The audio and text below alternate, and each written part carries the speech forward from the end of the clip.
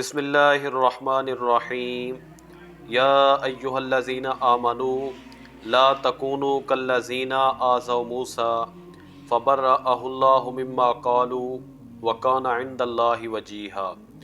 اے ایمان والو، تم ان لوگوں کی طرح نہ ہو جاؤ جنہوں نے حضرت موسیٰ علیہ السلام کو اذیت پہنچائی، پھر ان کی اس اذیت سے اللہ تعالیٰ نے موسیٰ علیہ السلام کو بری کر دیا، اور موسیٰ علیہ السلام اللہ کی بارگاہ میں بڑی شان والے، عزت والے تھے۔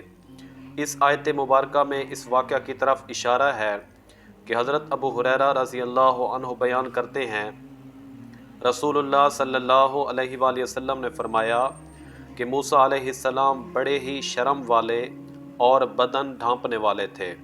ان کے حیا کی وجہ سے ان کے بدن کا کوئی حصہ بھی نہیں دیکھا جا سکتا تھا۔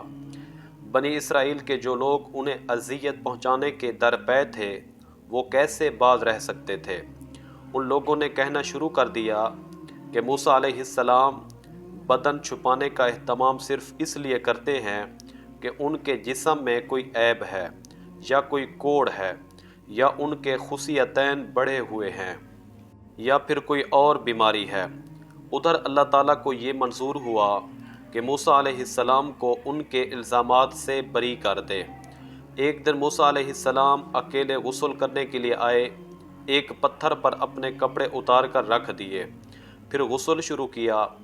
جب غسل سے فارغ ہوئے تو کپڑے اٹھانے کے لیے بڑھے، لیکن پتھر ان کے کپڑے سمیت بھاگنے لگا۔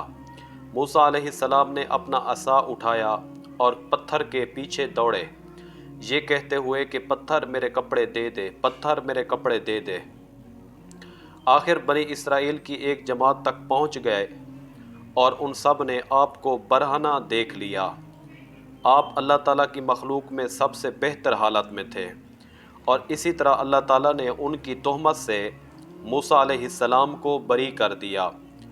اب پتھر بھی رک گیا اور آپ نے کپڑے اٹھا کر پہنے، پھر پتھر کو اپنے عصا سے مارنے لگے۔